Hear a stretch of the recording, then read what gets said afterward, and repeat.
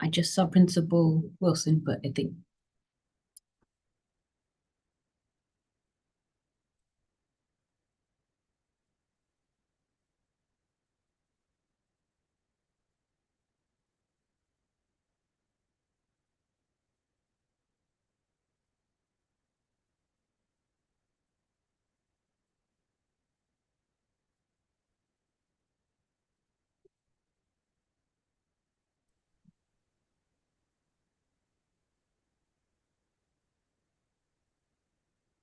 Good morning.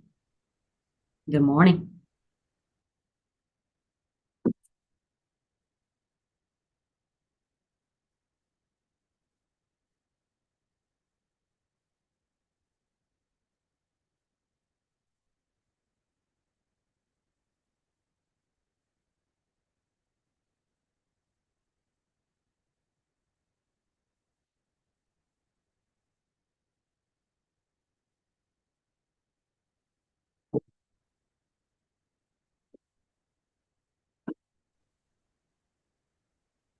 Morning. Sorry about that. Hmm.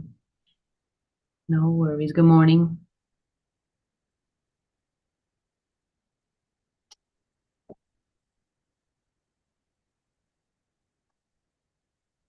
Christina, again, I apologize. I'm driving to Cambridge this morning.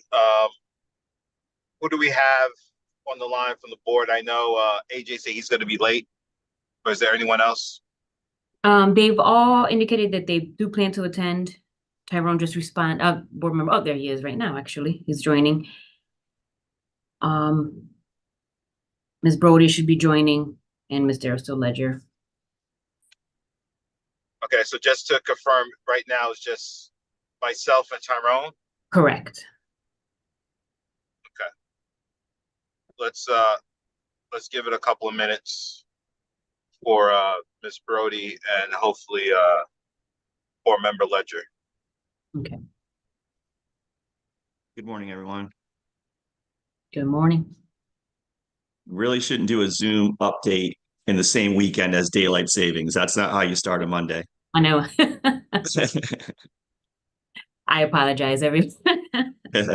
No, I didn't. I typically don't use Zoom that often, so I needed an update this morning before I could log in.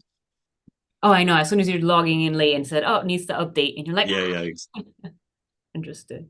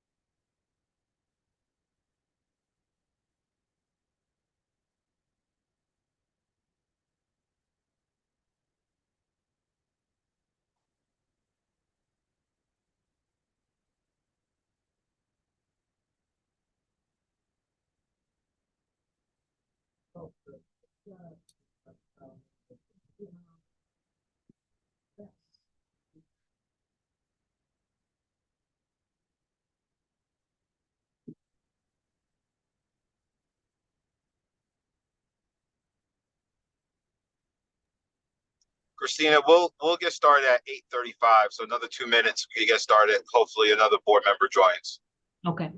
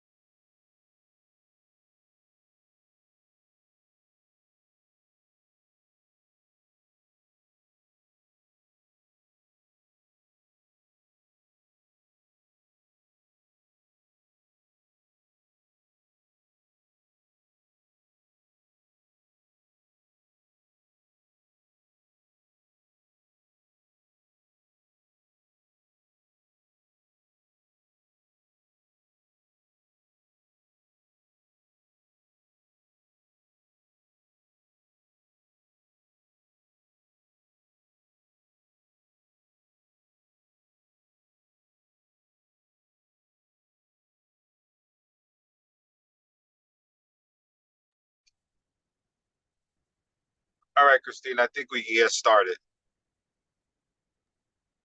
Okay. Let me screen All share right, the agenda. awesome. Well, as Christine is doing that, good morning, everyone, and welcome to March 11th, 2024 Committee of the Whole meeting. As it's been referenced a number of times, given the current board composition, we've decided as a leadership team as well as a board to consolidate the committee meetings into one, hence this committee as a whole. I believe today we have roughly 9 to 10 agenda items that we'd like to discuss. Before we do get started, Christine, I believe you had a adjustment that you wanted to share with the group. Yes, we would like to move the financial results update to item 1.2, as there's a big MARB meeting that Deputy Chief Foster has to attend. So we would like to have the principals go first, still stay plugged in so they can get back to their school work, and then move financial results update up here. Okay, I think that's doable. And then also I do want to, again, not on video, so I'm not sure if the superintendent's on, but she did inform me that she's not feeling well. So I want to wish her a speedy recovery. With that being said, let's begin the meeting with item 1.1, which is contract approval. Stay plugged in. Okay, and on the call with us today, we have Principals Jacobson, Wilson, and Sullivan, all from Noah Webster, AF STEM, and Classical Magnet School. I'm not sure which principal would like to take the lead. I think I can start if that's all right, Bethany and Aaron. Good morning to everybody, the board and others. Happy Monday after a time change. So I know we're all feeling it this morning. So the three collectively principals, we got an opportunity to pursue this esports contract through an extracurricular grant through the state of Connecticut as part of, it's for magnet schools, as promoting enrollment and retainment of students through the chef agreement with the state. So this provided for us each a different opportunity. So I'll start with Webster, and then I'll turn it over to either Principal Sullivan or Principal Wilson, who would ever like to go next. For Webster, this is an opportunity for us to push our practice. We are lucky enough to have a media specialist who also has a technology certification, who this year is participating in the esports pilot for middle schools. This then expands that opportunity to go the full esports route, including being able to compete against other middle schools in Hartford as well as around the state. We see it as a whole bunch of different opportunities. First, it's as a magnet school, it's being able to recruit and retain students. This keeps our middle schoolers in the building, staying with us, given the opportunities that they'd have that they may not have in another building. It also gives, one of the big pieces we've talked about the last couple of years is engagement for our students and wanting students to be here every day. And if we create another opportunity to tap into other students for us, we have a good, strong music program. We've had the sports program. Here's another way to tap into some students to make sure they're here every day and doing the good work that they need to do. And then lastly, and probably most importantly, getting an esports lab in there. This isn't just something that's static and our team uses. This also facilitates the work of our media specialist in terms of some of the coursework that she's able to do in terms of coding and programming. And that is going to engage far more than just our esports participants. That's going to engage through our middle school students and even to some of our upper elementary students, giving them also those opportunities to engage with the technology. And we know, and I'm a new, Renee can speak to this, who's here today. And certainly I'm new to it, but I've seen what esports can do. And we know that esports now are becoming not just something where kids play games. We're talking about teamwork, and we're also talking about work skills, life skills. And we're also talking about opportunities in post-secondary. There are actually things like scholarships for esports. So we see this as a natural way for us to build on what our students are able to do, to build on our micro society theme, and also just creates a really cool space for our students and a really cool recruiting space as we go around. So we're excited about the opportunities. Principal Wilson or Principal Sullivan, I'll cede the floor. Thank you. Good morning, everyone.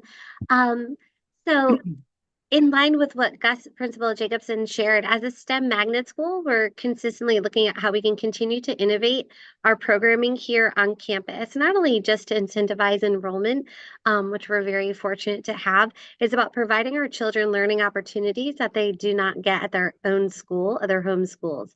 It's also about strengthening our partnership. Our partnership in Pathway School is a University High School of Science Engineering, and they do have, as you know, competitive esports teams.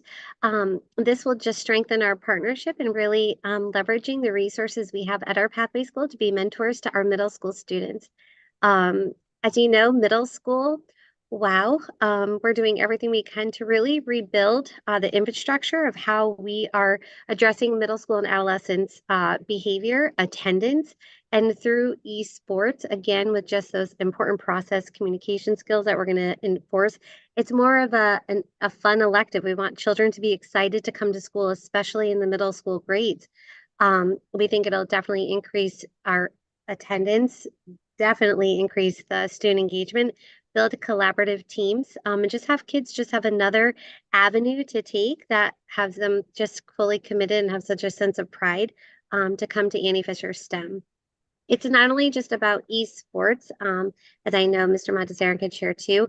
We're really looking to explore to vocational training. This isn't just like a gaming room. No, we're really thinking forward, planning different vocations that our children, should be exposed to. It's about the college career readiness and in middle school. That's what we're really trying to focus on, is how to really provide our children opportunities and learning experiences that'll help maybe ignite a passion or, for their future. That will help them in high school, their Pathway School at University High School or other schools across the district. But for us, it's going to be a very comprehensive learning experience. And we're very fortunate to have the infrastructure and the human capital here on campus that could help lead this work, but also, again, leveraging our pathway at University High School. So thank you very much for your time. Principal Sullivan. Good morning, everyone. I'm Bethany Sullivan, Principal of Classical Magnet School, and I have Ben Dobbs, who is one of our technology teachers, who can answer specific questions if needed regarding the production studio. Similarly, we're using the Magnet extracurricular grant for this. We already have an esports team. They just had competitions last week. They're up and running. It's going well. And we're looking to add a production studio, a production lab, to enhance our extracurricular programming. So that includes our esports team to have live broadcasting. Also, we have journalism class that we're starting next year. So having live broadcasting for morning announcements and using this production studio with our varsity athletics program for live streaming and having students learn broadcasting skills as part of our after school enrichment program through the grant. And again, I have Ben Dobbs here if there are specific questions to the contract and how our esports team is up and running in case there's questions. I know Webster and AF STEM are looking to start teams, but if anyone on the board has questions regarding how the team is currently running at Classical. And again, Webster is a feeder school for Classical, so we're very excited about having students who have experience with esports coming up and playing in our varsity program. And maybe we can even recruit a few of those AF STEM students over here as well.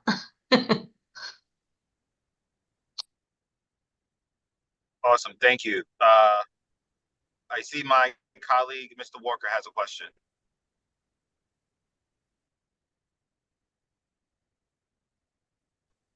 Apologies, the mute was still on. So I thank you, principals, for the presentation. It all sounds exciting. I'm here with concern, so I feel like I'm always in some ways raining on the parade here. Last year when this came up, there was concern expressed to me around video game playing and screen time and how it impacts teen development or youth development. And that was put up last year, and we really didn't have much input about that. And so I'm going to raise it again.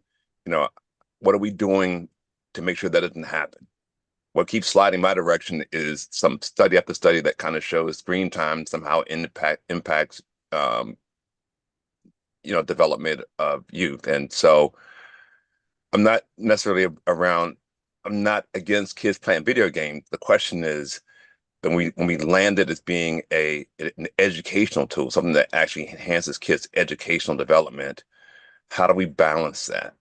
And so I'll let you answer that question, and then maybe I got a follow-up question about maybe wanting to learn more about it and see your actual thing that you're doing like in person.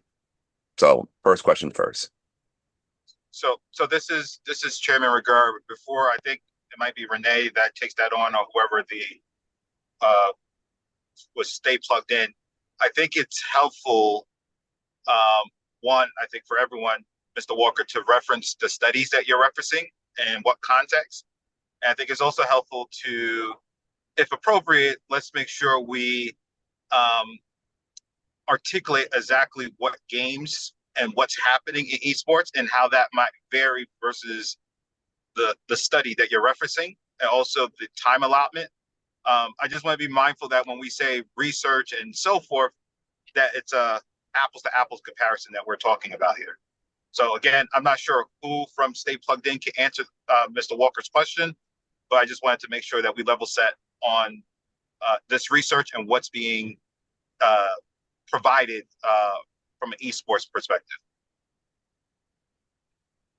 Yeah, hi, this is Renee Montessarian with Stay Plugged In. Thank you. I appreciate all the comments from the principals, and certainly appreciate Mr. Walker's concerns. We certainly hear about concerns around screen time, mental health overall, not just for kids that are playing video games, but for all students.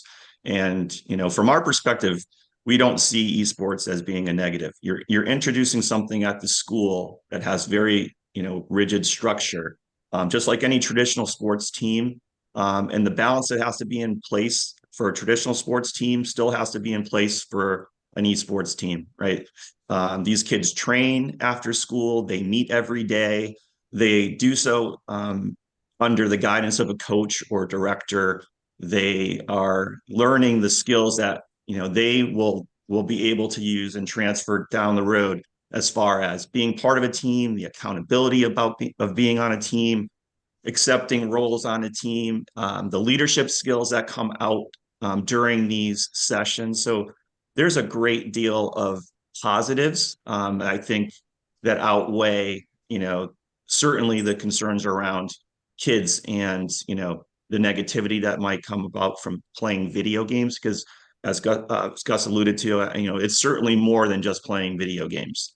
And certainly right now, with 90+% of kids gaming in some fashion, whether they want to compete collegiately or whether they just want to be part of the community, for many of these kids, this is probably their first extracurricular activity, or they've never participated on a sport before. And now they're able to compete not only with their peers during the week, but they're also able to compete in leagues, participate for a state championship title. That's a big deal.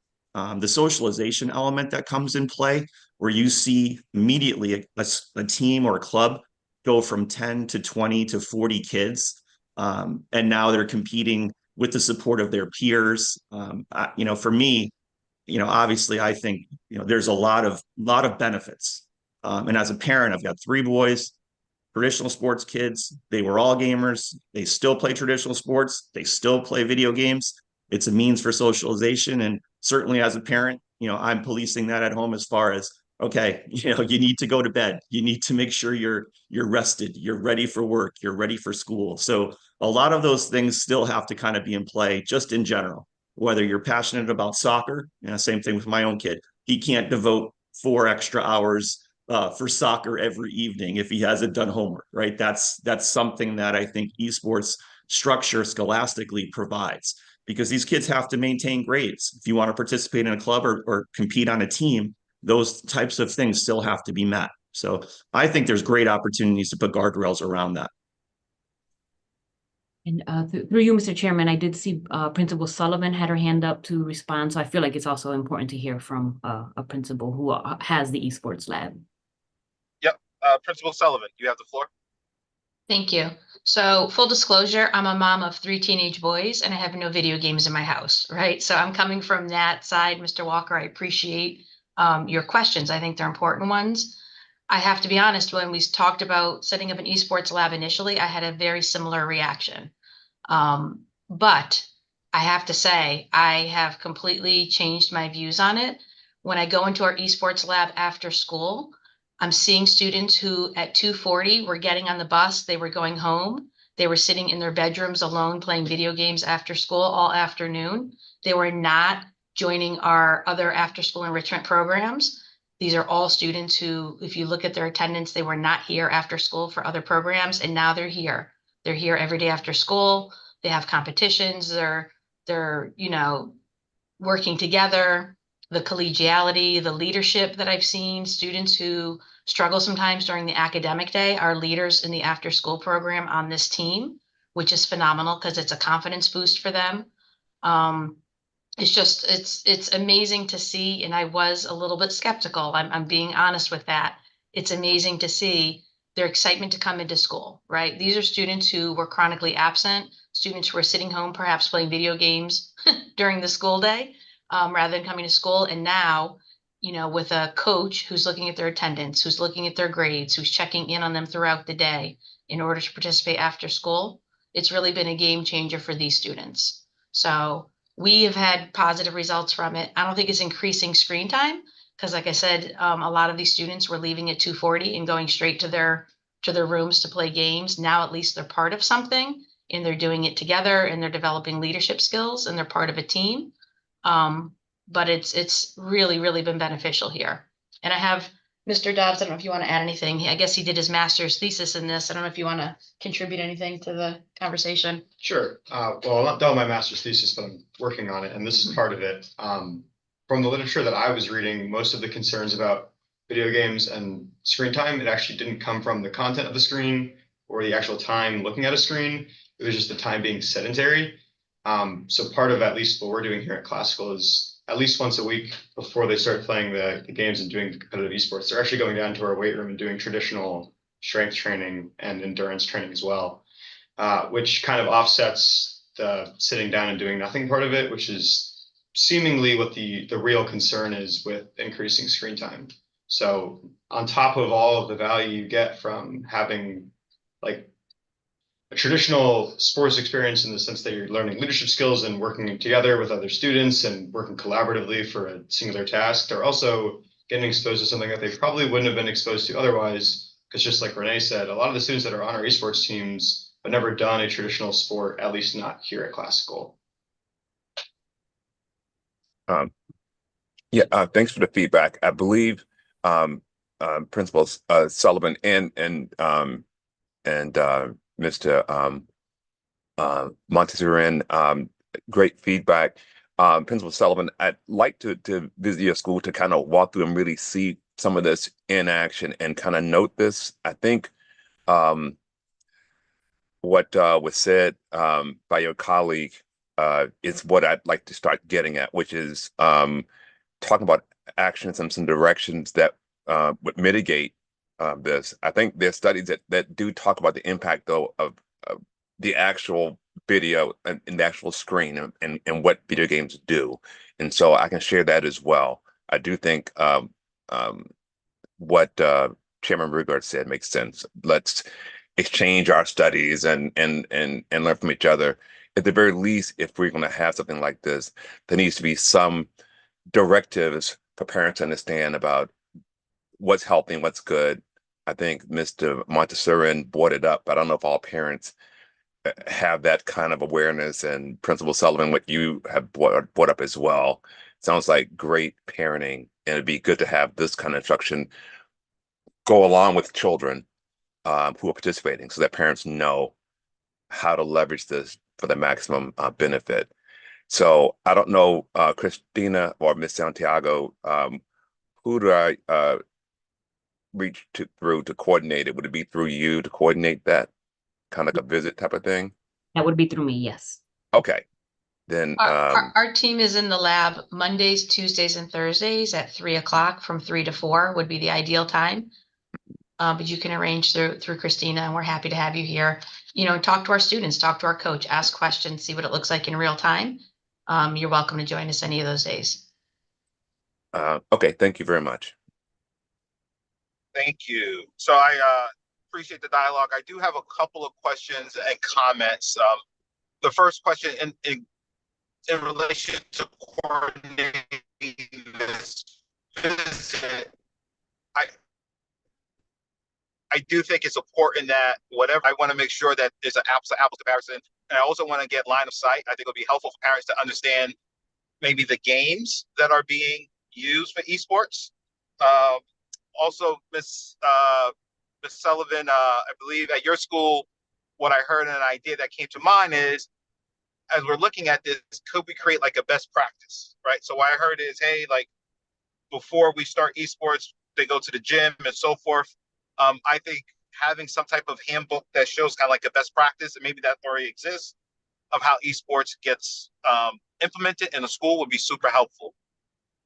I would say another concern of mine, and I would say it's a little different than my colleague, while this has great opportunity and so forth, two things. One is, you know, those reference of student engagement.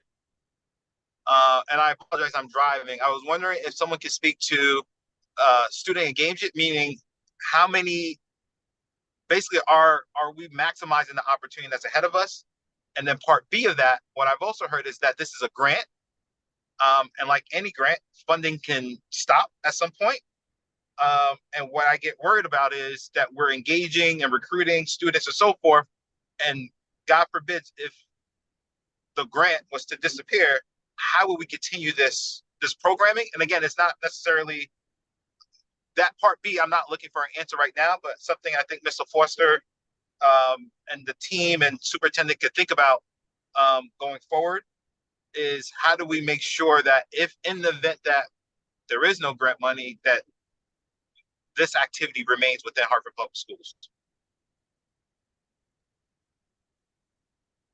I can jump in quickly. I appreciate everybody's time, so I don't want to, overspeak here. But I know from just the gamers that we work with in our own office that have, are very keen and in tune with the technology. These are not, low end. This is not low end equipment that's going to, go bad in a year. I mean, this type of equipment certainly has, a shelf life, and Ben could probably attest to this. I mean, we would expect these computers to last a good 3 to 4 years, if not longer, if they're taken care of. Now, technology changes, and as all of you know, as educators, the computers that you have in your own tech labs, at some point, there needs to be planning around upgrading just for the changes in technology. But from a standpoint of will you need to replace this every year? Certainly not a concern. I will also say that the opportunities to introduce curriculum around that's engaging through esports is also an opportunity to engage corporate sponsors. We're seeing this down in the Carolinas right now, where there's a shortage of aviation workers, and we're working on programming that's engaging and teaching aviation concepts at the middle school level to help kind of foster that interest in the vocational opportunities that exist in that space. And that's increasing an interest from corporate sponsors as well. So, there's certainly opportunities to engage in the community, I think, when folks kind of connect the dots a little bit. Thank you. I see my colleagues, Board Member Johnson, Board Member Brody have joined. I wanted to give a moment to see if they have any questions regarding Stay Plugged In /esports. Yeah, Mr. Chair, I don't have any questions. I believe that we have supported something like this in the past. And I know I've supported it. I see the growing number of these kind of programs happening. So, I mean, unless anything is different than what we have supported in the past, I'm supporting it. Thank you. Thank you. Board Member Brody, do you have any questions or comments? Good morning. is this for the 3 schools listed? This particular program is for 3 different schools. Correct. So my only question is for the Annie Fisher STEM, is it limited to just STEM kids because it's a shared school? Thank you. Good morning. As of right now, yes, this is part of our STEM programming here on campus. I'm not saying we can't explore. You mean having Annie Fisher Montessori part of this as well? That's something I can talk to Vivian about, but right now this is for our middle school STEM students here on campus. Okay, I was just thinking if, and this is after school, excuse me for my tardiness. Yeah, no, we definitely plan on having an after school cohort. We also through just our comprehensive STEM programming during the day, we offer STEM elective courses twice a week. So we also want to carry this into our STEM elective courses that are offered on Tuesdays and Thursdays, just so that we can just make sure we get as many kids involved as possible if they're interested in it. It's a great avenue. We have many athletes on campus that love basketball and volleyball and track, but we have a whole other cohort of children that this really speaks to and such a high level of interest. That's why for this grant, I met with our entire middle school during a town hall at SGC. I elicited their feedback, and this is what our children, they wanted. So I went full force and put it in the grant for our children. Yeah, so I would just like, you know how sometimes we, the after school programs, they come before us, but then it's not a lot of kids that sign up. If there are empty spots, if you're not meeting your targets, I would like, if it's other kids in the building on the other side, if they're interested, but only if you're not, reaching your targeted numbers. I'm hoping that can be in consideration. I would always consider partnering. We do with our athletic teams for basketball, track, volleyball. So that's definitely a consideration. But for this specific grant, because I know Annie Fisher Montessori, they had their own grant and they wanted to use their money for other things. But definitely, I can tell you right now, we will be a packed house with my middle schoolers with esports. Okay, thank you. And I'll advocate on the other side for you if they don't meet their numbers either. But thank you. Mr. Chairman, I know you're driving. I just wanted to, 2 things. Number one, Yeah, I know, a time check. Also, I see Mr. Jacobson's Okay. hands up. Mr. Jacobson, you'll have the last comment on this topic. No, I just want to say, like, yes, esports is a draw for us, but if we did not already have our media specialists with a technology certification, I don't know that we would have gone this direction. So we have the opportunity to embed it throughout the day as well as the esports after school. And that was a huge draw for us. Awesome. Thank you. So I think we're all set on this particular agenda item. Thank you again for everyone that contributes your perspective. I think we have some homework items in terms of surveys and also coordination of a visit for Board Member Walker and other board members that are interested in viewing. With that being said, let's move to the next agenda item. Again, for board members Johnson and Brody, we are moving agenda item 2.1 up. Deputy Superintendent Mr. Forster has to attend an outside meeting, so let's pass the floor over to Mr. Forster. You have the floor. And I apologize. The principals, you could leave. You don't have to stay. Thank you for your time. Thank you for your time as well, everybody. Have a good day. Thank you. All right, good morning and thank you. I will, because I know there's a lot of the agenda this morning, I'm going to keep my remarks pretty brief and, defer to you all if you have questions on the financial update, but just in brief, what you're looking at is our financial report through the end of December. So this is halfway through our fiscal year. Our spending in December was larger or higher, I should say, than a typical month, but as the memo notes, that was largely because a number of our actual healthcare claims were booked in the month of December. And so if you pull out the healthcare claims in December, actually our monthly spending in December was on track with previous months. The main thing I want to highlight for you, now that we're halfway through the year, well, we're obviously more than halfway, but this report reflects halfway through the year.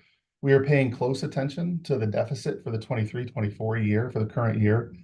And you see in the bullets some examples of the areas that we're monitoring closely: non-certified severance. Legal judgments have been at about 91.5% of budgeted for a couple months now.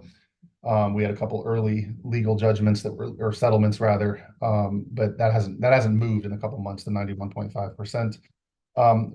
The fringe benefits, I just want to highlight, we're over budget on fringe. The factor there is we charge fringe against actual salaries. You all know that we continue to have vacancies, and so we're not able to charge fringe on vacant positions, but some of our fringe costs, so some of our pension expenses, property and liability insurance as examples, we pay the same amount regardless of how many staff we have. And so that causes a deficit to accrue.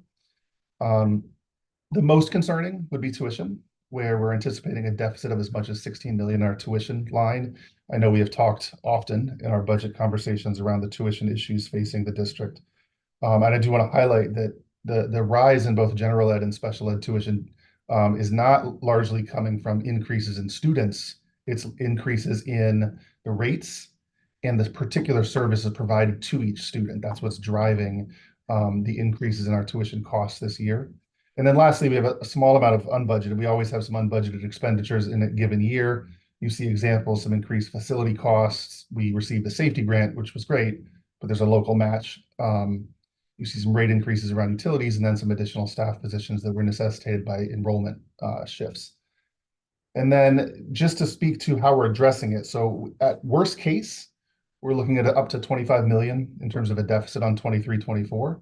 But I want to be clear, that assumes that we would fully expend all of our non-salary budget, which will not be the case because we've already taken steps to make sure that's not the case. So you see below that the four steps we've taken so far to mitigate the 23-24 deficit. We've talked before about sweeping budget accounts of amounts, right? The budget we provide to departments and schools is meant to be used for students, to serve students this fiscal year. And so where monies have remained in accounts over more than halfway through the year, and there's more than half of the money remaining, we've been sweeping funds. We also implemented a hiring freeze for general fund positions outside the classroom. As you know, we built the budget assuming the use of about 9 million of ARP ESSER 3. Worst case scenario, we can access the non-lapsing fund to help balance this year's budget. I will say that is last resort, because as we've talked about the budget for next year, we have a much more significant deficit to address next year. And so if possible, we want to preserve the non-lapsing funds for use in balancing next year's budget. And then if we pivot to the COVID update, you will see where we stand with our spending on, I won't talk about ESSER 1 and 2, as you know, those are fully expended at this point. We have 0 remaining in both, and those are expired. We are now working on spending down our ARP ESSER 3. You see at the end of December, we had about 34 million remaining in ARP ESSER 3. One thing I do want to address is you may have heard rumblings in the budgeting conversations around the state that we had $60 million left. And I just want to be clear so that you as the board are all clear on this, right? When the state looks at what we have, we are only able to draw down funds after they have been fully expended. So that's the way the state does reimbursement for grants. It's all on a reimbursement basis not only after it's encumbered, but after we've fully paid the bill, right? We've cut the check. And so when the state and was saying that there's 60 million left, what they're not accounting for is a couple of things. One is obviously contracts that have been executed, but we have not yet paid the bill. But the most important thing, as you all know, is we have more than 260 positions that are funded with ARP ESSER 3 dollars, and we don't encumber salaries or fringe benefits. And so those charges only hit the grants and can only be reimbursed by the state after each payroll period goes by, and those paychecks have actually been issued to our staff. And so I just want to make sure, so when we say 34 million remaining, that also doesn't include the remaining salary we have to pay to those 260 plus positions, right? That the salary and benefits for those positions will come out of that 34 million over the remainder of this year. And for our 10-month employees, so for our teachers and other positions that are 10-month, that salary is spread over 26 pay periods, which means we're paying salary for those positions through the end of August. And so I just want to be really clear. We're saying we have 34 million remaining, but keep in mind all of the salary and fringe for the rest of the year for employees who are paid on ARPS or 3 will come out of that funding in addition to whatever contracts we've already executed. And so, you know, our intent is to use about 9 million of that remaining to help balance 23-24. And then we will use whatever is left at the end of 23-24 to help soften the blow and close the deficit gap for 24-25, because we can spend in July, August, and September of next fiscal year, we can spend ESSER ARP on eligible costs to help offset our budget challenge for next year. So that is the report, but I'm happy to address any questions. Board Member Walker. Thank you, Mr. Chair. Mr. Foster, great discussion, I think, particularly around the ESSER remaining funding, and then also spiking out the little differences in the overall budget. I think it made it easy to digest what's in front of us. Is there a way for you to kind of, while this is good bookkeeping, to give us a realistic assessment of what actually is remaining to be spent, at least for us here in the room? Because what you're saying is that $34 million isn't really $34 million. It's already, you know, the salaries will be deducted from it. The $9 million of mediation or mitigations be. So is there a way to kind of have that reflected as kind of, okay, here's the real number of what we really have left to be spent for maybe by next month's meeting, so we know what's actually there to be done?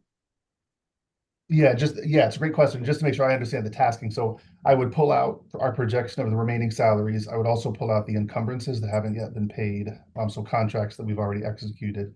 I can tell you, you know, right now, my best estimate is we will, after we mitigate 23-24, have about 5 million remaining to help soften the blow in 24-25. But I can get you a more precise accounting of that for next month.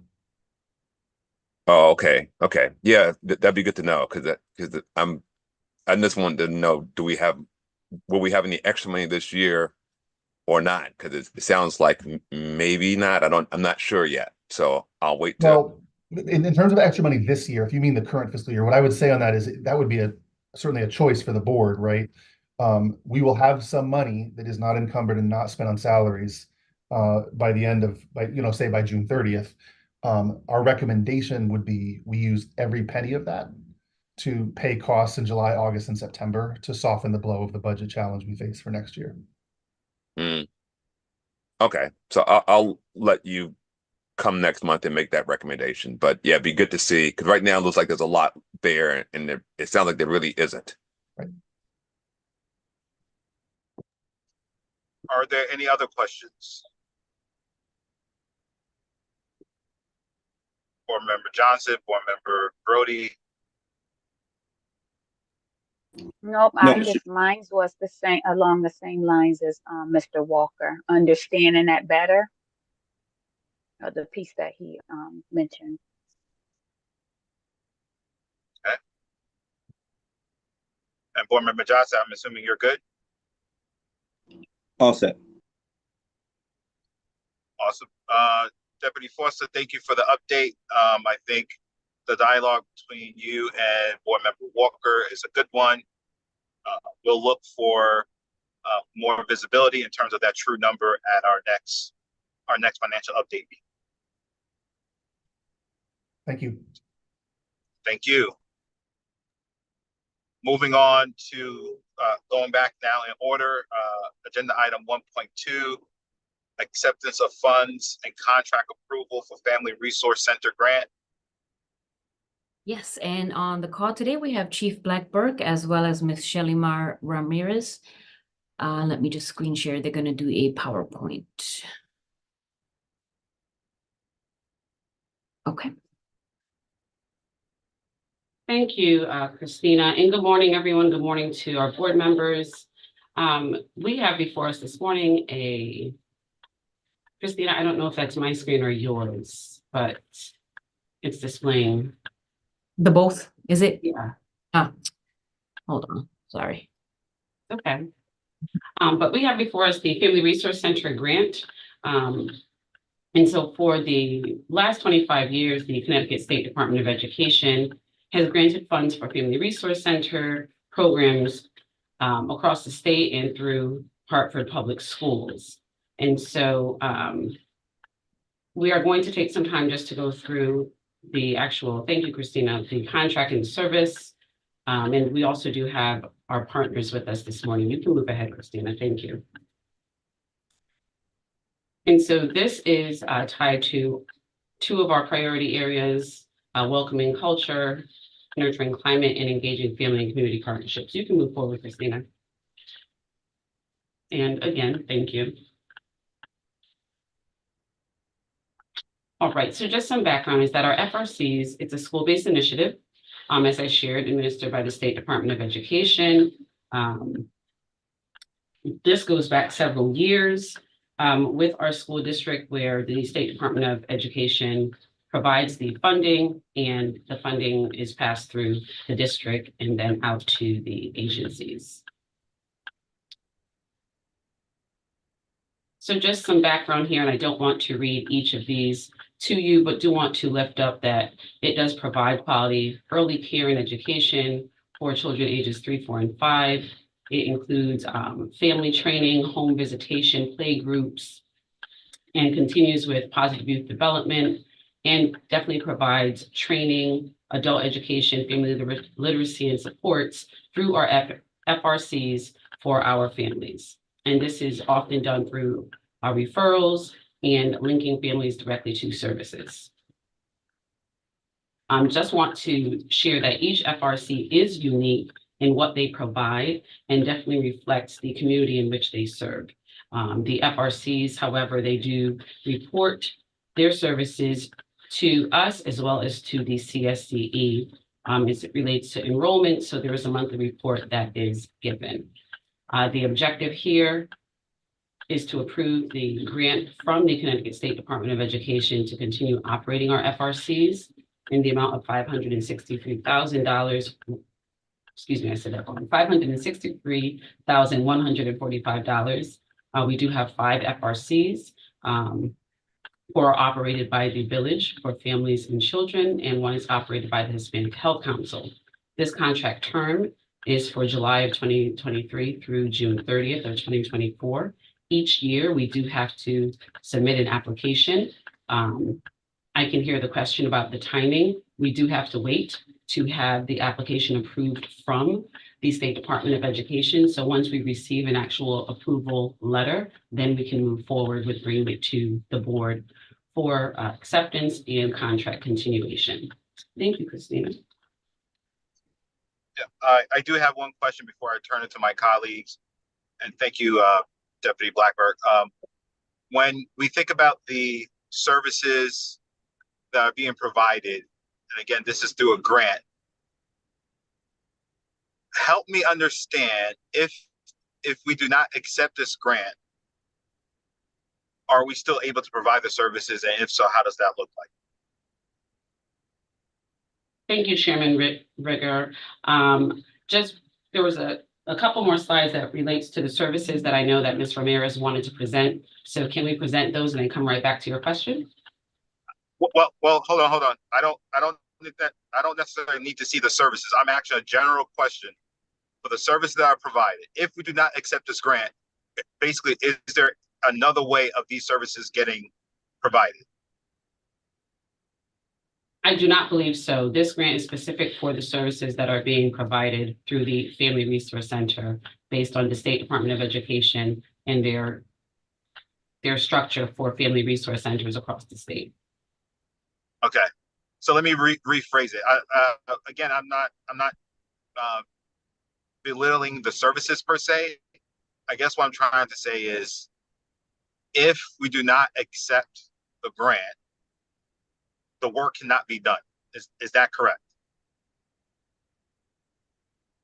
We can do similar work, but under the Family Resource Center model that's being provided by our State Department of Education, we would not have funding to carry this out in the 5 schools that are mentioned here. Okay, thank you. Thank you. Good morning. Good morning. So currently, Hispanic Health Council operates the Family Resource Center at Maria Sanchez School. The Village for Families and Children operates 4 family resource centers at Latino Studies Academy at Burns School, Sarah Rawson, Sand School, and Freddie Wish School. Family Resource Centers offers a variety of services like home visits, playgroups, adult education referrals to the communities, parent trainings, and after-school programs. The Family Resource Center supports attendance incentives and also create events in collaborations with community partners who engage the families, such as FRC scavenger hunts, family bingo, family nights, welcome back celebrations, student promotions, and perfect attendance. Hartford Public Schools expects to receive this grant from the CSDE to continue operating family resource centers in these 5 schools.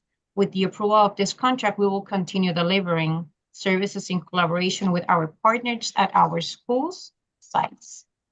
For school year 2023, Hispanic Health Council provided 406 referrals to the community and school for different resources, including adult education, social services, housing, food, clothing, furniture, early childhood, medical, mentoring, and other services.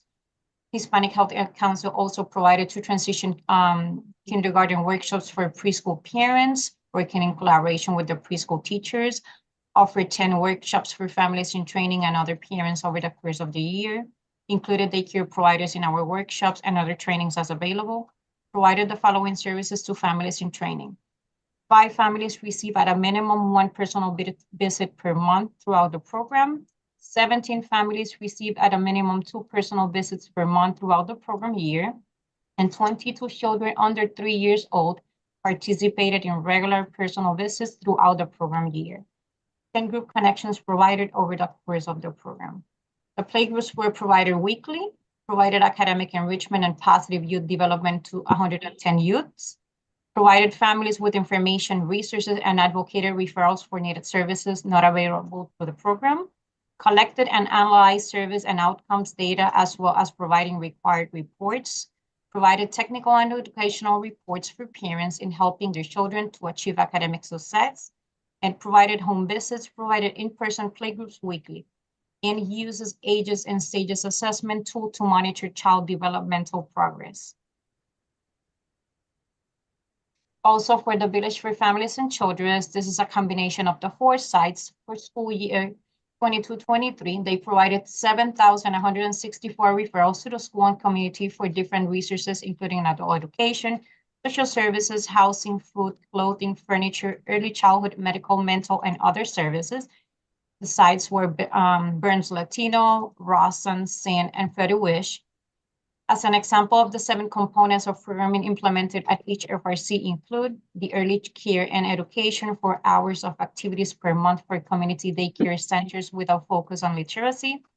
The school age childcare 5-day-week program targets up to 75 students in grade 2 from kindergarten through 5th grade. Families in training provided telephone and home visits for up to 10 parents per year, per site.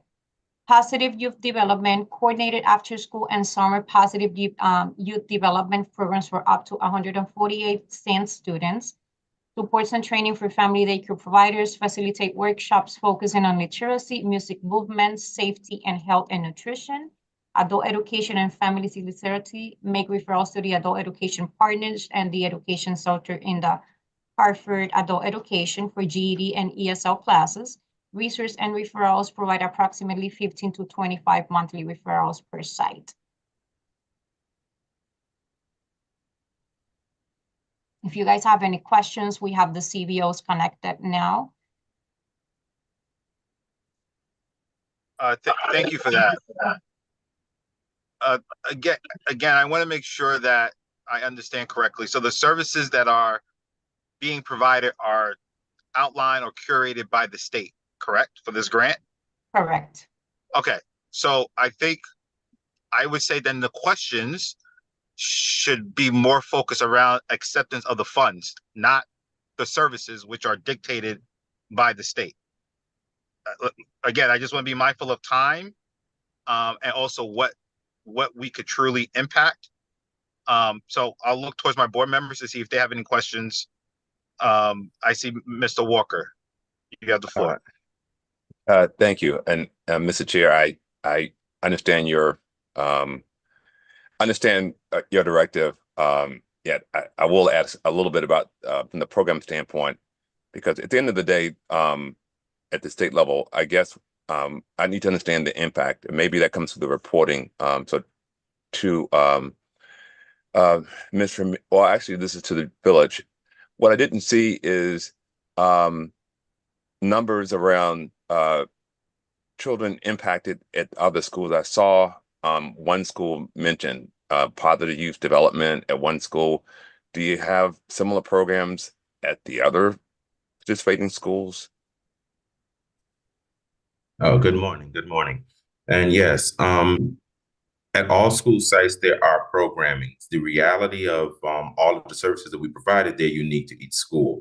We can provide you specifically anything, and actually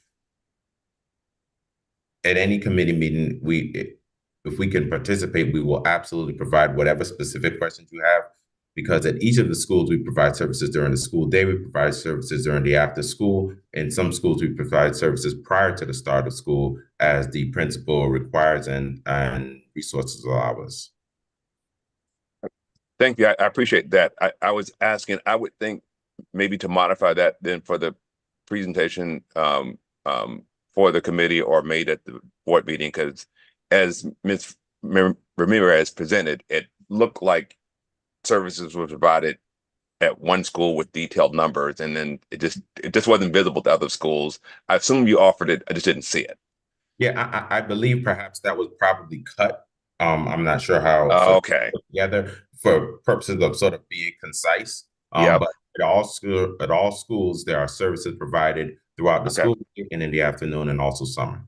Okay, so that's just maybe a request beyond this meeting. You don't have to deal with it right now, but if that's available, then that'd just be nice to share and just have visible for us, maybe at a committee level, and maybe Chief Blackburg, if that's something that can be just sent as just an addendum, that additional data and information, that would be good. Thank you. I will be sending the end of year report for each site, so you guys will see in details all the services offered for the last school year. Okay, thank you. You're welcome. Yep. And I think Board Member Walker, you bring up a good point. Again, if this is being presented at the board meeting, I would encourage the team to focus on the metrics that Board Member Walker brought up, and not so much the services. Again, assuming that the services are being mandated or curated by the state. The question for me is how are we measuring up to those services as the state has defined? Wanted to see if any other board members have any questions or comments for this item.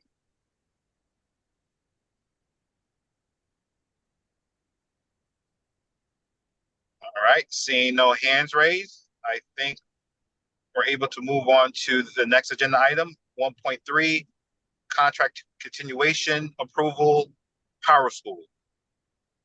Yes, and on the call, we have Ms. Abby Olinger Quint to present on Power School. Good morning, everyone. Christina, are you going to share slides or do you want me to? If you want to do slides, go right ahead. Sorry, okay. I didn't. Nope, it's okay. Please stop. Oh, I'm not screen sharing. Sorry. No. Okay. I will capture any questions though in Got it. Okay. Yeah. So again, good morning, everybody on the call. Good morning, board members. My name is Abby Olinger Quinn. I'm the Senior Director for Data and Accountability in the Office of Performance and Data. What office do I work? Office of Performance and Accountability. We are here to present a contract renewal for our Power School contract. Sorry about this cover slide. I thought that initially it was going to a different committee. The objectives of this is that Power School has been our student information system and a provider of a few other solutions to our district since 2009. This supports the district with meeting many of its operational needs fulfilling federal and state reports and monitoring student performance and progress. PowerSchool is a system that we use to maintain registration, enrollment, attendance, discipline. We have grades in PowerSchool, transcripts. That's how we schedule classes. And we also use the system to monitor our MTSS platform for students who are receiving supports beyond Tier 1 in the classroom. And PowerSchool is also the owner of the system called Naviance, which is for career and college planning tool used by many of our high schools and school counselors. This is a web-based system, and most of the costs arise from student licenses. And so the cost of the program is attributed to the number of students that we have enrolled in our school district. It does include technical support and professional learning for our staff. And again, as I've mentioned, it includes the student information system. It includes PowerTeacher Pro gradebook, Performance Matters assessment system, and analytics system, PowerSchool enrollment and registration used by our Welcome Center and Enrollment Office, Naviance, and the special programs for MTSS. The contracted amount for renewal across all of these components this year is $553,989.10. This contract term will be from July 1 to June 30th of 2025. And it is inter-office. So while the Performance Office manages the contract, these components are also used by the Office of Academics and Operations. This is a tool that is used to support almost all of our priorities here in the district, because we do use the information to collect daily student progress and report out and feed many of our other data systems.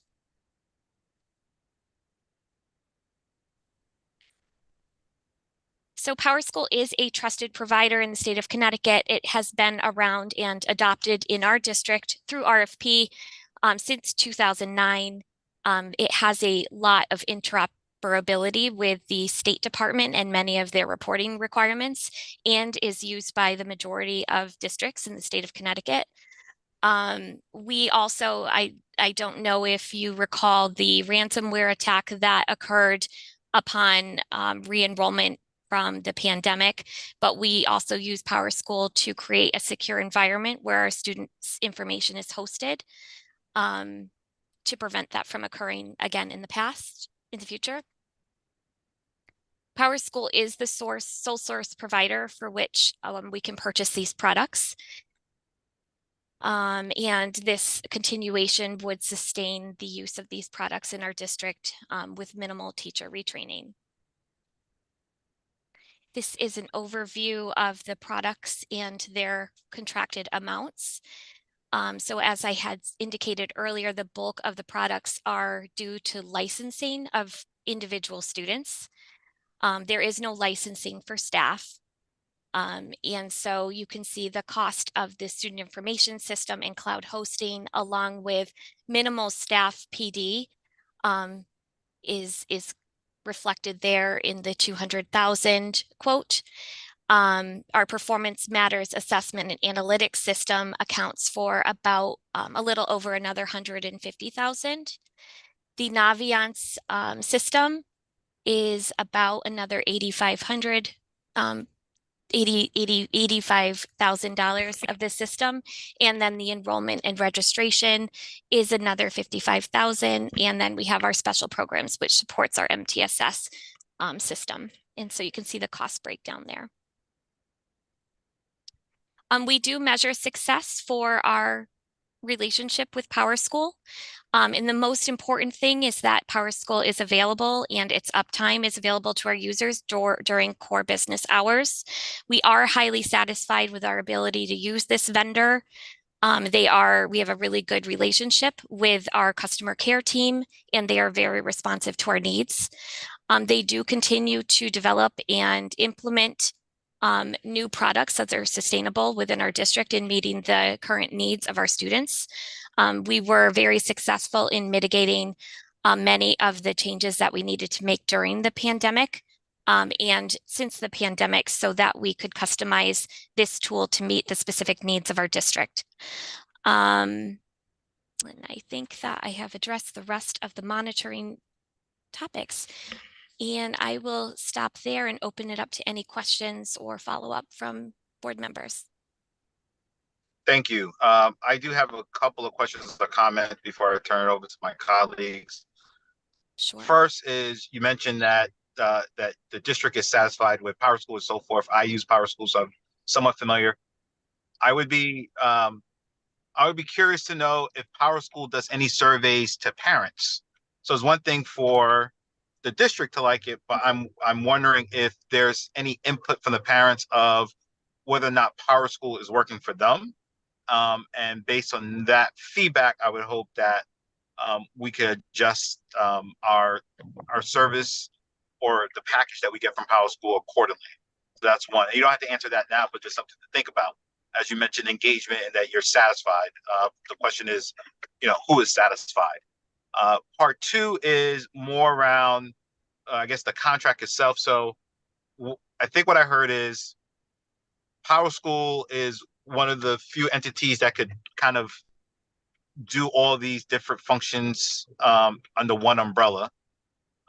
The question I have is, how does that look? I think you said there's an RFP. How does that look if these services were almost a single point solution?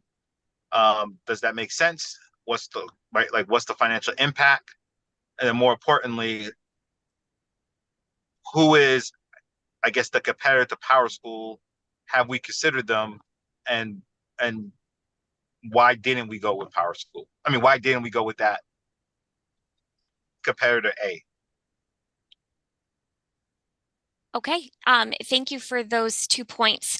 I did neglect to mention that all of our parents and all of our students have access to use the parent and student portal, which is the app side of PowerSchool, and allows them to, specifically for parents, to monitor their students' grades, contacts with teachers, and also attendance on a daily basis.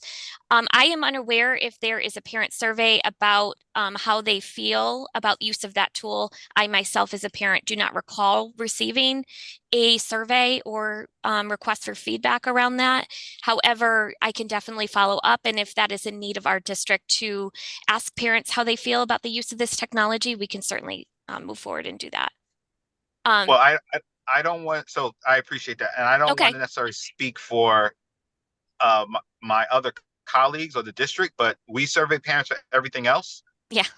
And if we're going to spend money on this, I want to know how parents feel about the tool, and then more importantly, based on that feedback, to what extent is PowerSchool willing to work with us to improve the tool? That, again, if the name of the game here is engagement, that more parents could be engaged, and you, at the very least, use the app side of it. I understand. Okay. And then in addition, about comparison to other providers who could either offer a one-stop shop for these types of services, or I also imagine if there were other providers that offered these types of solutions in a different way at a different cost. We have looked into other providers in the past, not in the most recent year, but definitely something that we can get back to you about who the competitors were during the RFP process.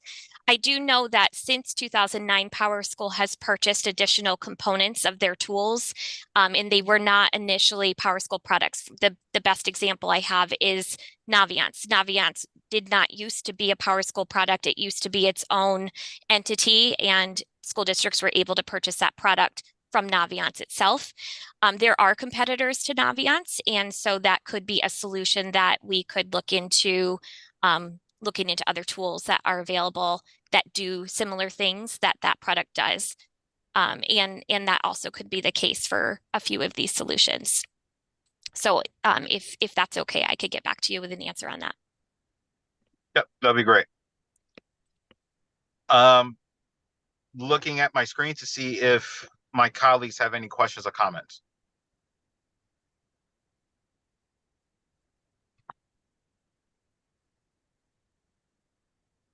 Okay. Seeing none, I think we're good on that. We'll move to the next agenda item. Thank you. Thank you. Appreciate the input. Moving on to agenda item 1.4, 2024-2025 district calendar. Yes, and we have Chief Barney on the call. Yes, hi, good morning. Happy time change. So yes, we are presenting the two options for calendar.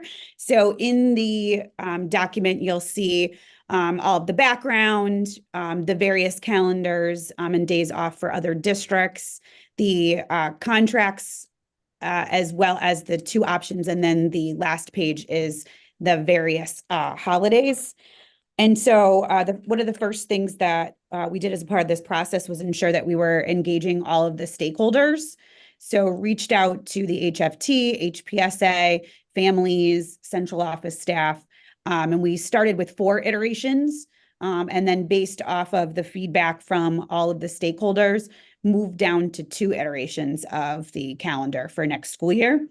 The first version really looks at attendance, culture engagement, culture and climate, and with the soft rolling start to the school year. So feedback was around kindergarten, our transition grades starting school prior to the official start of everyone. So that way we're building a strong culture and climate. Yep, sorry, Christina, you can scroll down to the option. To the actual, or it's right there too.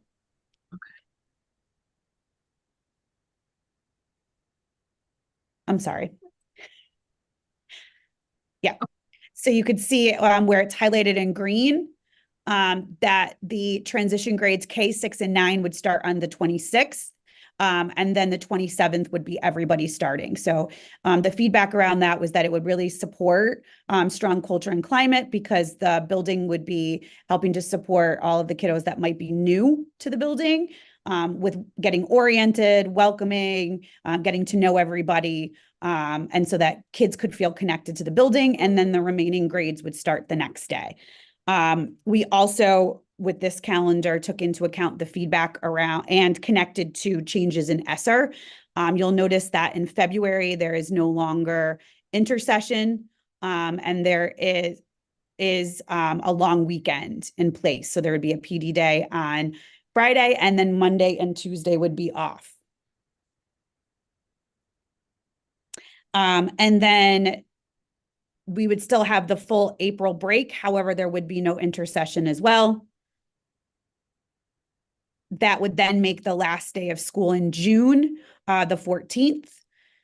You'll also note the half days are on Wednesday. We kept them pretty similar to this year as well, because the feedback was that we wanted professional learning, but we did not want as many professional learning days, so that school was as consistent as possible for our students and for our families.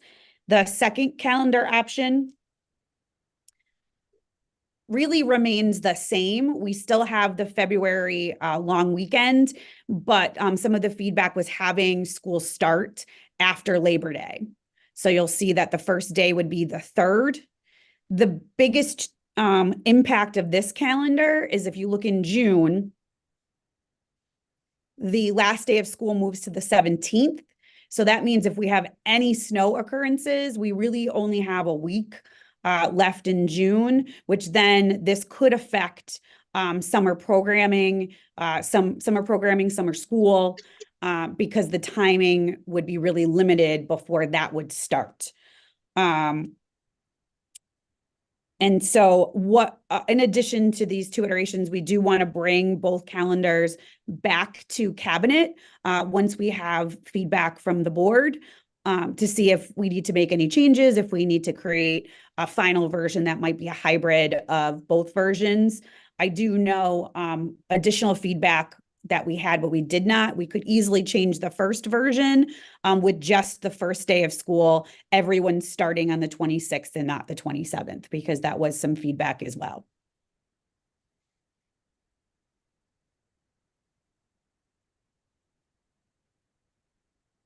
are you, I'm sorry, I wasn't sure if you were Yes, done. sorry.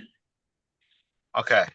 I appreciate that. So with I have a question. I guess with option 2, with school ending on the 17th, you mentioned that there's some potential implications for some, like, for me, let's kind of take the mystery out of it. What are, like, I think it's critical to tell us, like, what are the implications, right? So if you know it's going to start on the 17th, let's assume, right? Let's assume that there's at least, we could use historical data to see how many snow days have we had over a 10-year period. So let's assume that we get 4 snow days, right? How does that look? Like, how does that scenario look, assuming 4 snow days? That would have us out 1, 2, 3, 4, the 24th of June, which then we still have administrator PD that we need to put in place. So that would be generally the remaining 3 days. And then we would have to do the turnaround for summer school, because summer school usually starts right after the 4th of July. So there would be no break, there wouldn't be any transition planning. And if we had more than 4 snow days, to your point, we'd be pushing up to that last day that we could actually get to make up days. So you potentially, if we got a big blockbuster snowstorm, which we've had in years past, we could potentially be looking at going till the end of June by starting after Labor Day. Okay. I think as board members, again, I know a lot of us do this already. I think it's to get the feedback from the community to see what works. I would tell you, me personally, as a kid, I actually started after Labor Day. Fortunately, I was not one of the kids that needed to go to summer school, so I can't speak to that transition, but I do know it is doable. But I think it's really incumbent upon what our community and stakeholders are looking for. Yeah. Looking at my screen to see if board member Walker, board member Brody, or board member Johnson have any questions.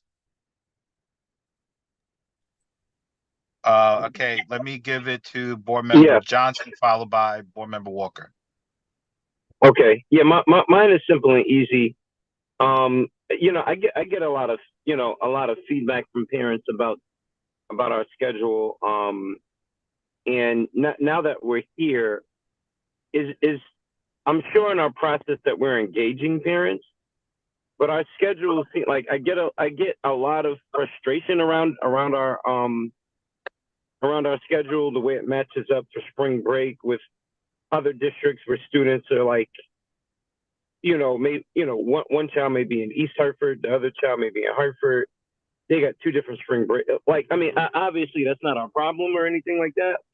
But has there been any thinking of like trying to coordinate with the districts around us, with students that may be in other school systems, so it's not as strenuous on the parents to like navigate those schedules? And 2, who are we talking to? Like, who are we engaging with around these schedules? Thank you. Yes. So thank you, Ms. Santiago.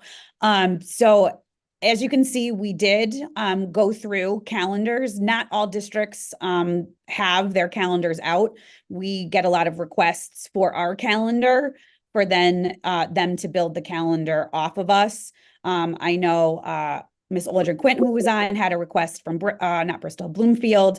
I had 3 requests from other school districts as well. So part of that alignment is the winter break follows other school districts now. They don't do a week off. They have the long weekend, and they generally have the half day and the Monday, Tuesday off. So we are very similar with both calendar options to other districts. And then again, we tried to run April break relatively similar to the majority of other districts, because again, as you said, other districts don't necessarily select that week either. So we looked at the breakdown of districts around us and tried to place April break right where they were doing that as well.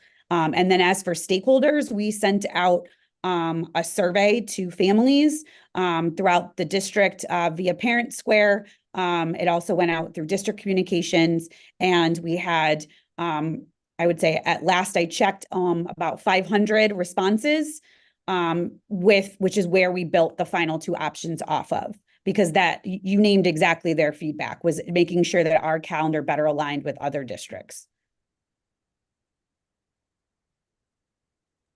Okay, you. Board Member Walker. You're on mute.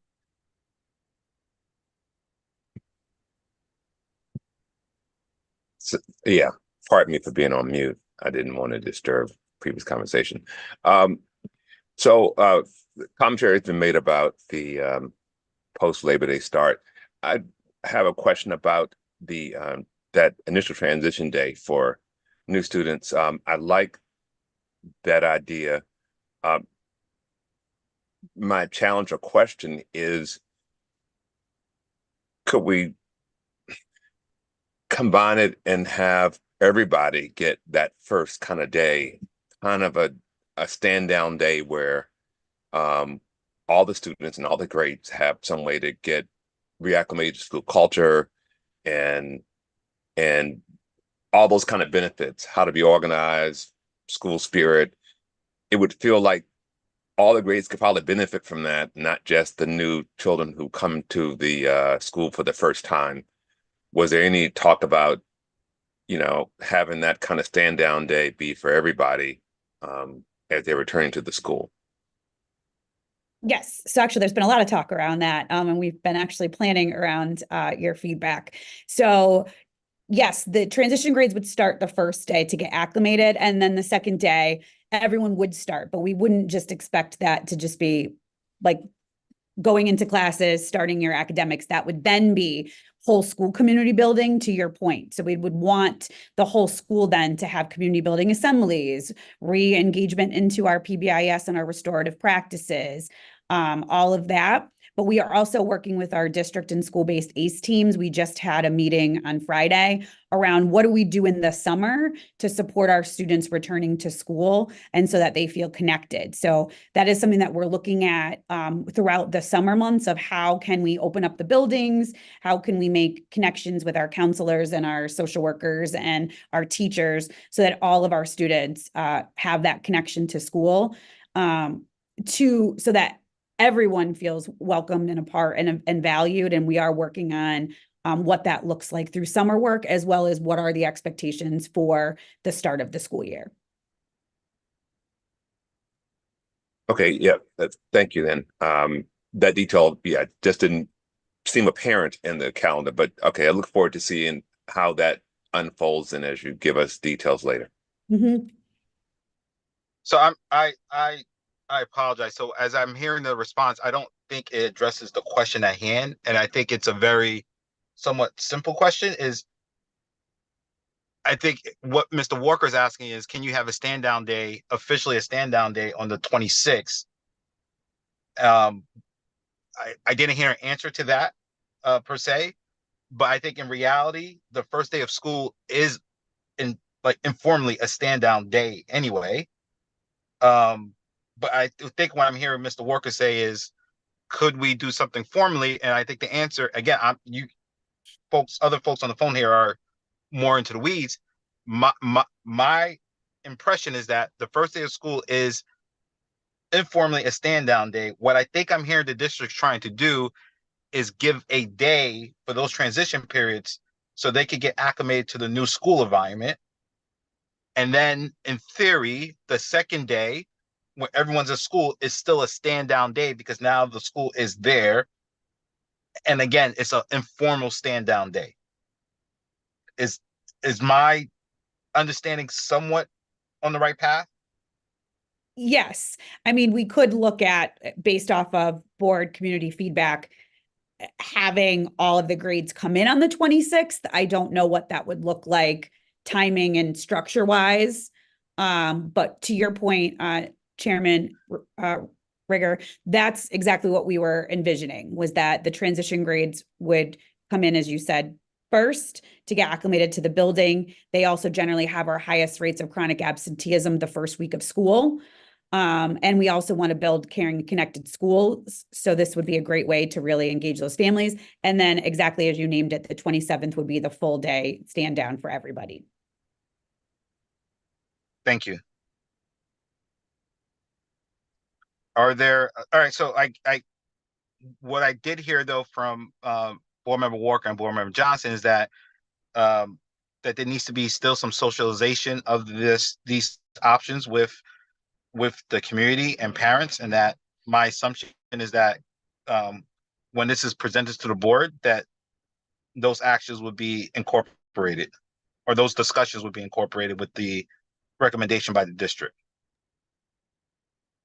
Yes, so we've had communication with all stakeholders, but we want to engage the board. And then we know that you also get feedback based on the presentation of these versions. So with that, once we receive all of that, we want to go back to cabinet to do exactly what you said, come up with a final version that would then go to the meeting.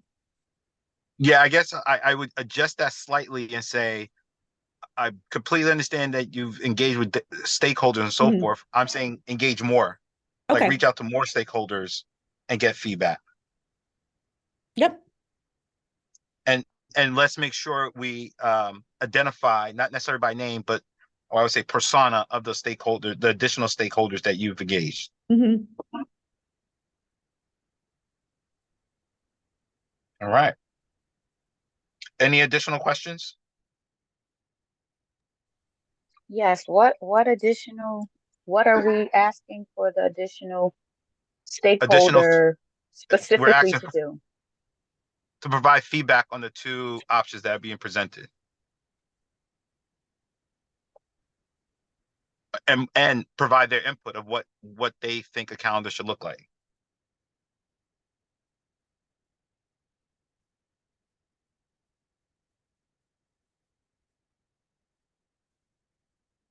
Ms. Brody, does that answer your question?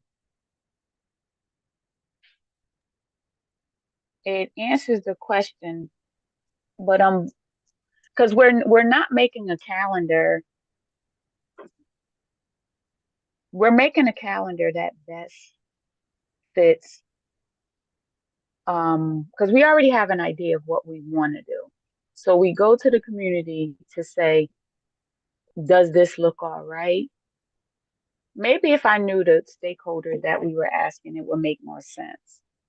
Because I'm thinking if we go back, then the assumption is you're really shaping our calendar, when I don't think that's really the truth. Because when we have our final product, they'll say you came once, you came twice, and now you still don't have like what we really, really wanted. So I was a little bit confused about the extra engagement, but I was just trying to be clear on exactly what we were doing. So let me, again, I'm not a district calendar expert, but I think I understand the process. So there are certain requirements by the state that we have to meet. There's professional development, there's observations of holidays, and so forth. What I'm simply asking is pressure test again the two options that have been presented to make sure that these are the right things that we want.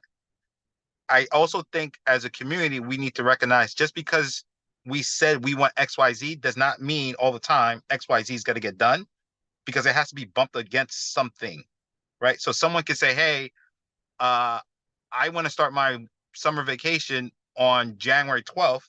Well, in reality, that might not be possible because the state requires us to have 181 days of school, right? And that runs into a conflict. So if I'm hearing correctly, I thought as a group that we want as much stakeholder engagement and community feedback as possible as it relates to things impacting our kids. But if we think that that's not needed, then I'm perfectly fine not asking the district to gain more feedback.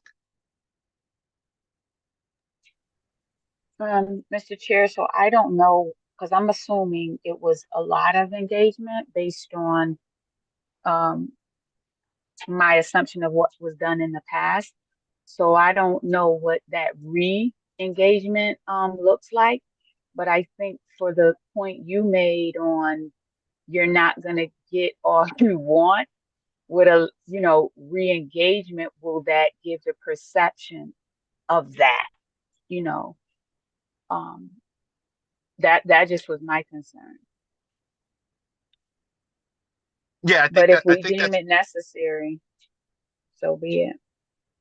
no, I think it's a fair one. I think the reason for re-engagement, particularly in this case, is that there's two options. I mean, there's two options, and what I'm saying is, I think it would be helpful to pressure test these two options with the community to see which one rises to the top. Okay, because every year we have this discussion about that Labor Day versus I thought we were in a good place that we knew a lot of our families that visit Puerto Rico were not back. They came back after Labor Day, and we were trying to curb the chronic absenteeism. But then we went back to before Labor Day. So I'm a little bit confused on the back and forth myself, because I thought that was something we were going to do. Maybe the chronic absentee numbers, when it switched back to before Labor Day, it wasn't a concern. That wasn't talked about here, or at least I missed that part.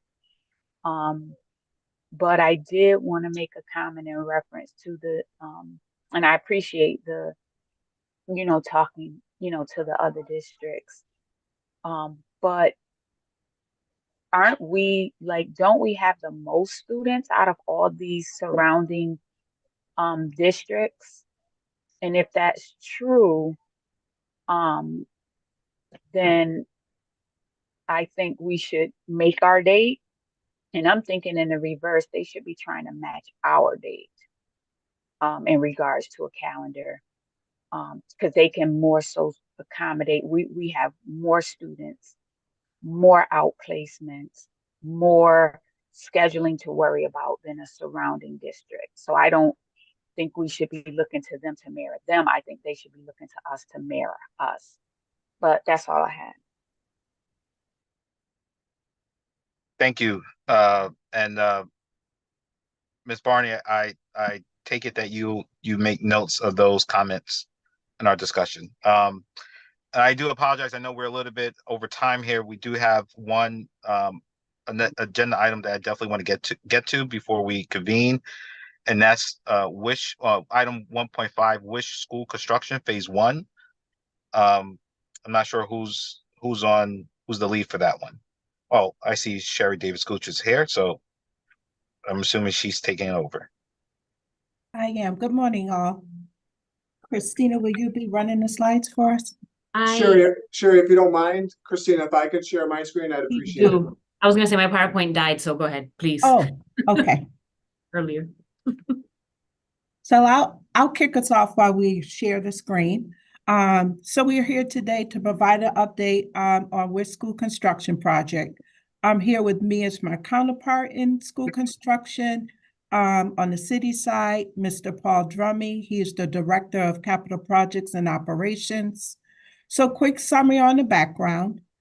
Wish School Construction Grant was submitted back in June 2020 with the approval of the board and the City of Hartford appropriation. The project was approved by the legislation June 21 as a part of the 2021 priority list. Next slide. Following the state's requirements, the design team submitted a renovation package which noted the cost of a new building would be less than the renovation. You see the numbers there. Because of the difference, I'm moving quickly. Next slide. The state issued a letter essentially denying us the opportunity to move forward as a renovation as new, but allowed HBS in the city to revise the current application, resubmit to align with the new cost. We submitted for $67.2 million. The application was submitted in October and placed on the priority list for legislative approval this summer. So one major change from moving from renovation status to new is the loss of the current auditorium. I'm going to hand it over to Director Drummy to speak to this, including the due diligence that all stakeholders agreed was necessary before taking the next steps in the project, including phase one abatement and demolition. But before I turn it over, Mr. Drummy, just want to see if anyone has any questions on the background that I went through quickly. Okay. You see any hands, Ms. Santiago? Okay. Nope. Okay. All right. Hearing none, I'll move on. Thank you, Chief Davis Gouge. Appreciate you. Good morning, everyone. So yes, the existing Fred Wish was. I'm sorry. Okay. Fred Wish was originally built as a middle school, which included the auditorium. The state will not fund auditoriums for elementary schools, but will fund stages attached to gymnasiums to create an appropriate performance space with acoustic control, lighting, and sound. These shared spaces are often referred to as gymatoriums. What is a gymatorium? Gymatorium is a new construction school. The new construction school will have a platform stage attached to the gymnasium, which will provide an appropriate large assembly space. This gymatorium is a standard throughout the state for new elementary school construction. The following few slides are a few examples of recent gymatorium installations throughout the state of Connecticut. Okay. Moving on. So community engagement, extremely important. Sherry and I have been making sure that the word has been getting out. A little overview of this engagement for everybody on this meeting. On October 16th, the HSBC met, and the committee was notified of the change that Chief Davis Gouge spoke about earlier. The project approach, the state non-support for the funding of the new auditorium. And these are just bullets or a few quotes from the minutes. On October 17th, we, the building committee and Chief Davis Gouge went before the committee to ask for the change and to approve the new educational specifications, which would be put into the submittal for the revision on the grant. It was stated at the meeting that provisions in the new school design could either maintain the existing auditorium or ensure that a new auditorium could easily be incorporated in the future. Okay, that's just the board members present in the motion itself. A little more continued community engagement. On November 20th, 2023, HSBC met again, and the committee had further wish discussions.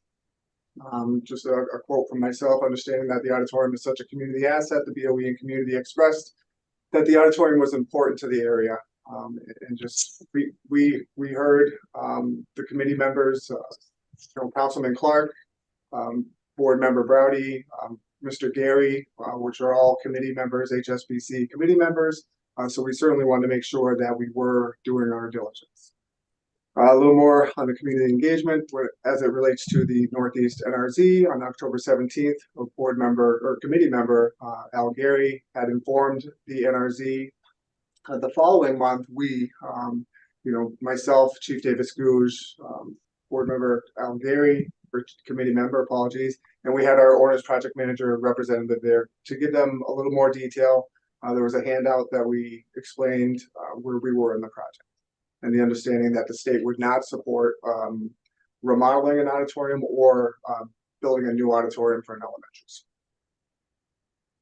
Okay, so we, the committee, charged the Owners Project Manager, the project team, the architect, and the CM with giving some options, so we make sure we're doing our diligence and the costs associated with those options. Option one was could we maintain that? Could we save the auditorium and knock everything else down and build the new school and attach it to the auditorium? So option one was maintain the existing auditorium, which would be incorporated into the design of the new building after demolition of the existing school. The existing auditorium would be remediated and the existing structure and basic configuration would be maintained. If the existing auditorium structure remained, the city would be required to fully fund the renovation of the existing auditorium at an estimated cost of $6.6 million.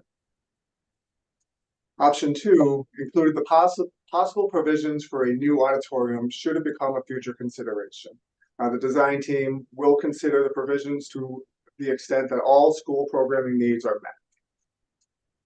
The determination that the building committee made last week, March 7, 2024, at a special meeting was held, and it was determined that due to budgetary constraints, the Hartford School Building Committee voted unanimously to move forward with option 2, the possible provisions for a new auditorium should it become a future consideration.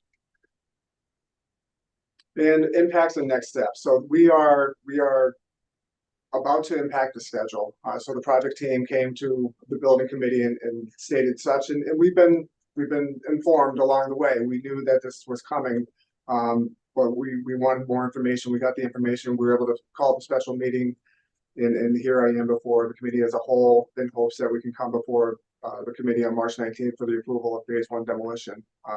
So just a few bullet points. An immediate determination of the auditorium was required on or before March 15th to meet the June mandated construction start date. Formal communications to the Northeast NRZ will be sent today after this meeting. We wanted to come before the committee as a whole first, and then we will send an email communication to Helen Nixon and her team over there. The city and HPS will attend the March 18th Northeast NRZ meeting as well. And then this is to inform the committee as a whole that then on March 19th, I, along with the project team and Chief Davis Goose, will be coming before the board to approve the phase 1 abatement and demolition package for Fred D. Wish School. And with that, I will take any questions.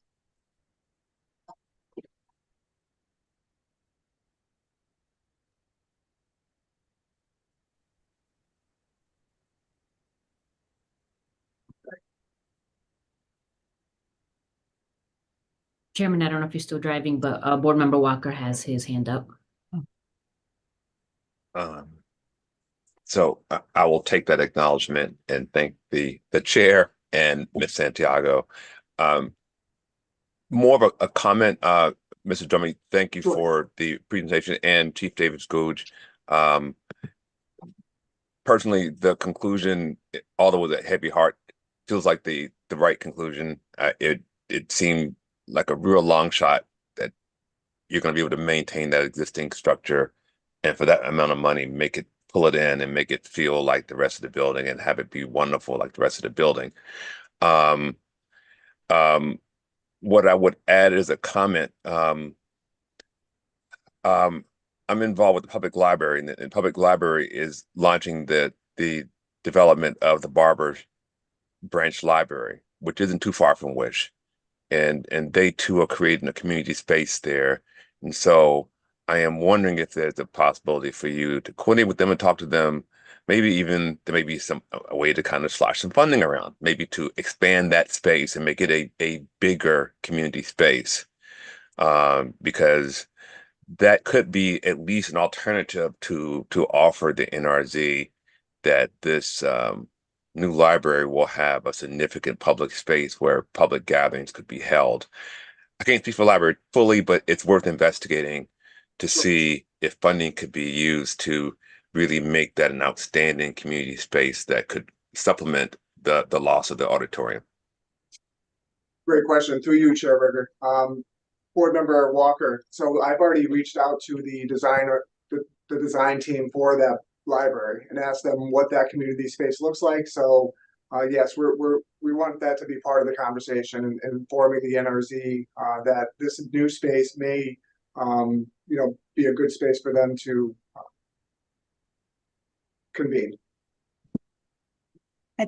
Through you, Chair, I would probably just add though, Board Member Walker, I heard you say like sharing of funds. The funds that are allotted to the school construction project through the state cannot be shared among different entities. Right. So this is Chairman Riger. I was on mute and driving. Mr. Walker, I certainly appreciate the sentiment, but that was my concern, is that there cannot be commingling of funds, even given the proximity to each other. I do want to make sure that as a board that we stay in compliance with the state.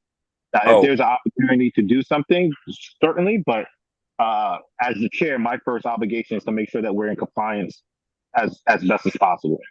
And Mr. Chair, thank you. If I can respond quickly, Chief David Gould, absolutely no mingling of funds. This was actually a little poke at Mr. Drummond because I know he referenced the city. I really was hinting that the city finds some extra funds to contribute to the library project, since I know they will be contributing some funds to that library development and to maybe help juice it up from the city standpoint.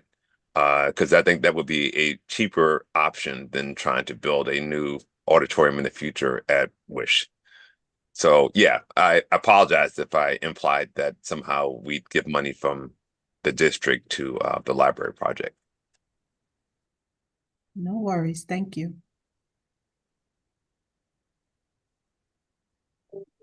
Ms. Santiago, I don't think I see any other questions. I know we're over time, so please, should we move to the quick update on the Weaver fire alarm? Chairman Rigger, if you don't mind, or if any other board members could stay real quick for this update. And if staff has to go, completely understand for other meetings. I'm sorry, Ms. Santek, I just want to be clear that the request, before we move forward, the request for the next board meeting is going to be similar to what you saw for Betances and Kennelly, which is the phase 1 abatement and demolition.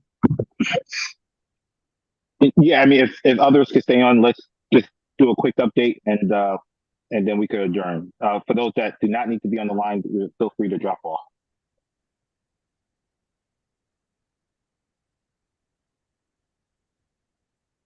Oh, Mr. Drummond, you're on. You're muted. Okay. All right, everyone. Hello again. So Weaver High School, for the last year, let me just go through the slideshow and stay on point. Go to full screen here. All right. So May of 2023, the city hired a third-party engineer to review the Weaver High School fire alarm. Findings were brought before the Hartford School Building Committee on March 7th, 2024, again at the special meeting last week. The committee as a whole was not satisfied with the determination. So there's still work to do. The committee charged the city with the following: compare the actual plans approved by the Fire Marshal's office to the components in Weaver High School, have Corporation Counsel review and opine on the matter, and reach out to the Department of Administrative Services to see if the Board of Education can conditionally accept the project so the state audit process can begin. The city's goal is to update the HSBC on March 18th at a week from today's meeting. So brief update. Any questions? Director Drummy, can you just for the listener audience, just give the quick on the difference and why we went through the third-party investigation? So we went to a third-party investigation because the existing project, or the project team for Weaver High School, as much as the city and Hartford Public Schools and the Board of Education tried to get the answer, they weren't quite understanding the answers to the questions that were being asked. And there was no resolution coming to that, Chief Davis Cruz. So we, the city, thought it would be best to bring in a third-party engineer to impartially review. And in that impartial review, it still leaves us, the city, Hartford Public Schools, and the Board of Education with a document, with items on a document that school doesn't have at the moment. So we need to go through a couple more motions, Chief Davis Gouge, and realize what next steps are in trying to get those components into that school. Thank you for that. And just to be like, touch on exactly what we're looking at. It is whether or not classrooms have speaker boxes as a part of the alarm system or just the horn. Yeah, so I know this is something that Board Member Brody has brought up a number of times, and I appreciate her resilience to make sure that this matter gets resolved. I guess my simple question as it relates to this, I know there's more work to be done, is Chief Davis, because as you just mentioned, speaker box versus just fire alarm. I guess my ultimate question is, what was originally approved? And then what was actually installed? Again, my understanding is that we as Hartford Public Schools, we're the purchasers, right? Like we say, we want this, we want that, and so forth. And then I guess the city or the school and building committee goes out and gets us the right vendors to do X, Y, Z that we said. And for me, I think that's just making sure that we get an update as that work continues around that, like what was asked for and what was delivered, and then more importantly, why, if there's a difference.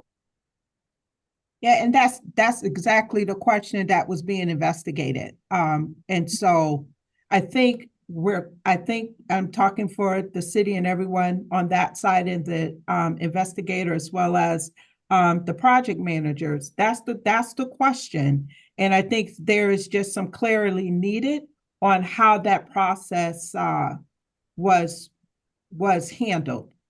Am I saying that right, Director Drummy? Yes, Chief Davis Gooch. Okay. Awesome. I appreciate that. Thank you. And Chair Riger, if I may, I just also want to state how instrumental Ms. Browdy has been in going through this. It's nice to see a committed community member, board member, committee member, really with that much bigger to make sure that the city and Hartford Public Schools is going to get what they should have got in the first place. So just wanted to state that on the record. I appreciate that, and I say this with all good intentions. I know Ms. Brody would not have let us move forward without getting some proper resolution on this. So I echo your sentiment. Thank you. Are there any other questions? All right. Seeing none, I know we're over time. I appreciate everyone's patience, extra time. I will call this committee as a whole meeting to end. I do know that there's 2 reports, Ms. Santiago, that we have. I would say let's send that out. Let's circulate that to the board members with any highlights or key talking points from the district.